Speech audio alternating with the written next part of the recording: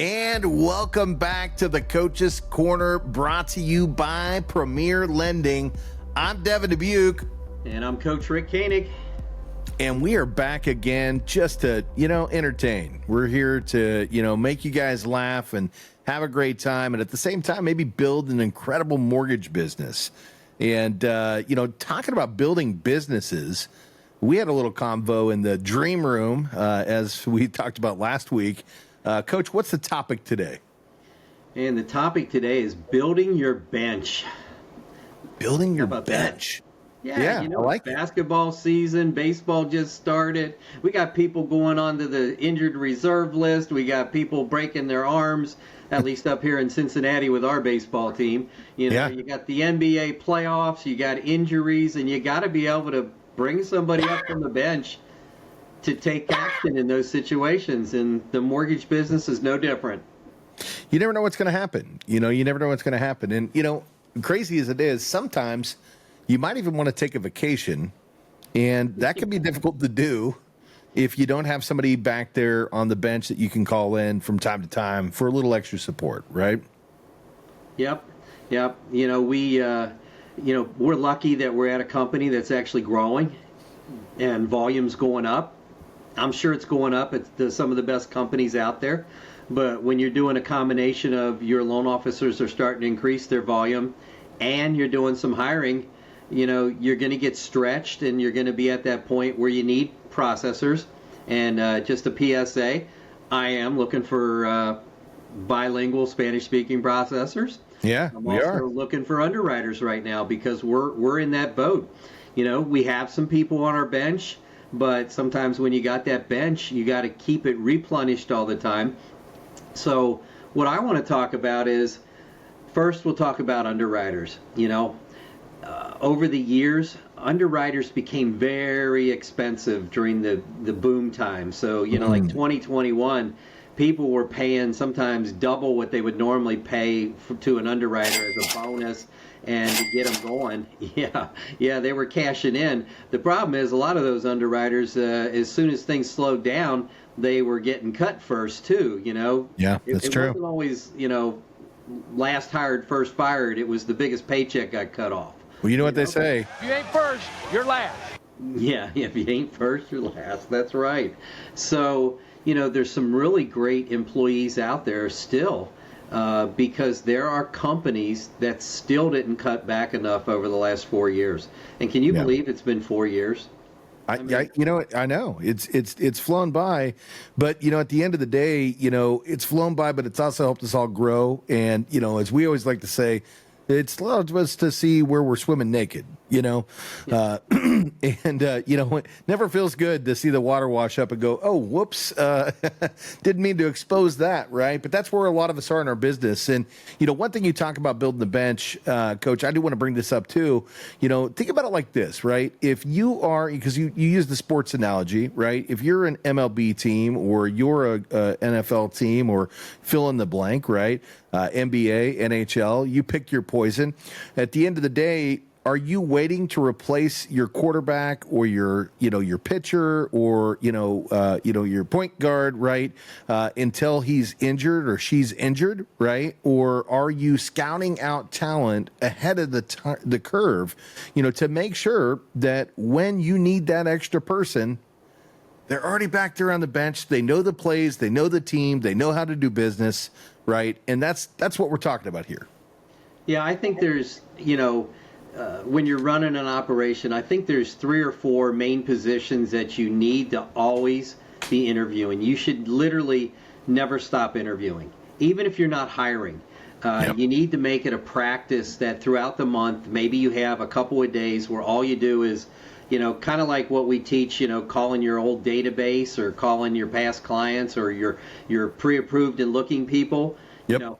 Have that list of underwriters, processors, closers, and the new one is I think you need to have licensed loan officer assistants on the bench. Yeah, call them what you want, right? LOAs, PSPs, PASs, right? Doesn't matter. You need to have somebody back there that can help with the heavy lifting, because if your business picks up and you don't have the support, what typically happens? Well, it typically happens is, and we've experienced it at companies we've been at over the years. All of a sudden, all your underwriters are working overtime. They're getting bonuses to do some stuff on the weekends. And, although that's good for them, but you can't do that forever. And so if you have some people on the bench, and the way those interviews typically go, let's just say you're talking to underwriters. Now, an underwriter who's out of work is looking for a job right now. It might not be available 3 months from now. Could be, but probably wouldn't be. But those underwriters could also have taken a job, even outside the industry, because they need a job. They want a paycheck. That $750 a month or a week or whatever unemployment isn't enough to live on. And so they want a job right away. But it's good to call them. So if you have a group of resumes you receive from people that are out of work, but you also have resumes for people that have worked and had applied and gotten jobs, it's good to go back to them. And it's just good to say, hey, look, man, here's where we're at. We don't have any room for you right now. But if I give you a call with everything you've heard, would you consider making a move from where you're at to come over here to something way more steady? And probably 7 out of 10 times they'll go, yeah, I really like everything you told me about the company. I like the virtual office setup that you guys have, and yeah, I think I'd be willing to leave where I'm at to come over there. And and it's not always a money thing. It's just the fact that they really liked talking to us and said, man, you guys are just nice people. Yeah. Well, it's really important to make sure that, you have those buttons that you can press, right? That one touch button. And hey, I've got this person right here. It's almost like being a genie, right? It's like poof, and they're right there waiting for you because you've been staying in touch and you've been having the conversations. They know who you are and what you're about, and they want to be a part of that team, but they also know you're not ready. Another thing I like to point out is maybe you don't even want to go to people you don't know. Maybe you want to look for people that are within your network. And what I've found, Coach, is that going to my network a lot of the times is going to get me more qualified, better people that are actually going to do the job well. So, for instance, just yesterday, we had a situation come up where we want another processor on the bench. We want somebody right now, right? So, what do? We go out, we post it on social. That's great. We put out our ads. That's great.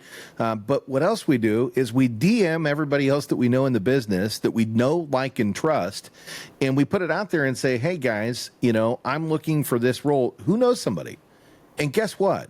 Miraculously, all of a sudden, names start popping up, phone numbers start popping up, and you get somebody that you can bring onto the team that is qualified for the role. It's not somebody just looking for a job. It's somebody that we know is going to do the job and do it well because it's coming from our other business professional friends that we know, like, and trust in this industry. So if you don't already have that roster of people that you can call upon and you need to build somebody and build them quick, lean into your network, right? That's what our spheres are for. We lean into our sphere for, finding new business, but we lean in our spheres for finding great people and great talent that are out there that can complement our business. I agree. I'd much rather find out from a loan officer, a processor, or an underwriter that, hey, I worked with this person and they're spectacular. Not only are they really good at what they do, they're absolutely a great person. And, for our motto, Premier Cares, we really want that person that cares about what they're doing, for the company and for the people that they're working for. And so if you can have, and I'm going to tell you from experience, it's never enough that you have on the bench, because when the call comes, hey, we need one right now, you give those 4 that you talk to a call, 3 of them got jobs someplace else, and they don't know that they want to make another switch, and the one, was possibly the one you didn't want, they've left the industry. They were last on the bench. Yeah, they were last on the bench for right now. Your mind changes on what you want, but when your own team recommends somebody, that's the best thing. Because for me as a recruiter, if I pick up the phone and I call you up and I say, Devin, your buddy Raphael said, hey, give Devin a call, man, he's the man. That's it. And I call you up and I said, hey, Devin, Raphael told me you're the man. You got a few minutes for me? What are you going to say? No, screw you, Raphael. Well, unless I hate Raphael, and I don't. But, if I did, be like, you know what? I don't want to talk to you, right? No, but, if you're working with great qualified people and they give a referral, that's golden, right? We talk about this all the time. When you're out there trying to reach out to people in the database and make new connections on your mortgage side of the business, the warm referrals are always the best way, right? We always talk about, talk to your title companies. Hey, I love working with you and your team. What other agents should I connect with? Now, all of a sudden, your favorite title company rep, Tom Smith, gives you an agent, you call up and it's, hey, Tom told me that I should call you, right? And that's typically going to be more well received. Now, I heard something the other day I liked too, and this was really smart. Allison Larson, I'll give her a shout out, was on the Redder Morning Show, and she said, hey, let me ask you a question. I'm looking for, a great person, and in your case, you said Raphael. Raphael told me that, you're at the top of the game. Hey, but quick question for you. Knowing Raphael, does that hurt me or help me? Yeah, that was great. I heard Allison say that the other morning. Yeah. It's what's great, man, because it lightheartens the moment, and it allows them to give you an honest answer. Yeah, and it builds. It's comical, but it could be serious. And it's like, oh no, because I've had somebody say, well, if they gave you my name, I don't want to talk to you. Well, at least they gave you an answer, Coach. They could have just clicked the receiver. Yeah. Click. So I tell you what's the big thing. You and I are very blessed to have made friends throughout this entire industry. Yeah. Numerous companies, numerous cities, states, and everything. And I don't know how many different text chains you're involved in, but sometimes when the morning show's on with Scotty Hudspeth and you're on there and I'm on there and a lot of our friends are on there. There's a text going around. There might be two of them. I got one that there's 17 of us. I got another one that there's like 9 of us. Just think about those text chains right now. That's your network. Yesterday, hey, looking for a bilingual processor, and had a couple, hey, so am I. I got one of those too. Hey, wait a minute, I asked the group first. Who do you like better? Whoever likes better. But building your bench, the reason the bench gets depleted and you don't have somebody when you need it is you get that 3 or 4 or even 2 or even 1, and then you stop. And 3 months later, you haven't contacted them, you haven't updated them, and they've either lost interest or they found something else. And you literally have to be interviewing for those type of positions on a monthly basis. If you're recruiting all the time like I am, that's great. But I have to take, 3 or 4 days to do nothing but contact additional underwriters, contact additional processors, market for them. Turn the spigot on. We like to use WiseHire. Anybody out there, I know you can look on LinkedIn and you can look on other places, but we get the ones from WiseHire. You get a resume, you get their DISC test. So, those of you that are familiar with the DISC test, I actually got certified in that a few years ago when I was coaching. So I know how to read that DISC test, and they're very efficient, and they actually tell you a lot. It gives you a little bit about the personality and their mentality and how they do how to manage them, how to manage them, or even how to hire them. What might be the good thing to hire them? The hot buttons. If we're wrapping up here, I would tell anybody is work on the bench, whether you need it or not. As you're growing, always be interviewing. Never turn down an interview with somebody that sends you a resume or something in the mail. You just never know when it's going to pay off, because you call that person back, you're nice to them, they get a job, and you call them 3 months from now and they say, oh, Rick, I'm already working for somebody, and guess what? Who they know? They know Joan. They got another connection. Yeah. That's it. It's the connections. So keep the connections, build the bench, and have the team ready to run on the field all the time. We'll build the bench. And, with us leading off on that, I'm going to say two things. Number one, I got to go too, because I just got a text from one of those circles we talked about from the processor that we're looking to bring it on board. So I got to reach out to her and have that meeting. But at the same time, it's so funny how that works. Timing is everything. At the same time, since we're talking about building the bench, let's talk about why to build that bench. Like, what are we building with that bench, right? And I think more importantly, let's talk on the loan officer side.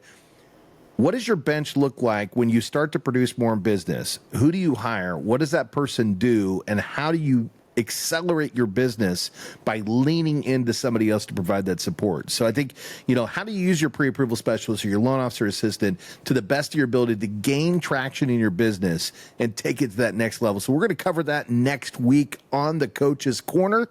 But for today, guys, I think that's a wrap. So thank you for joining in, as always. And hey, thanks to our sponsors, Premier Lending, for letting us host this thing. If you love the content, make sure you like, comment, subscribe to the channel, send it to 16 friends. They say to ask for 3. I want 60. Send it to 16 friends. I want to see those DMs going crazy. And we'll see you on the next one. I'm Devin Dubuque. I'm Coach Rick. And we're out.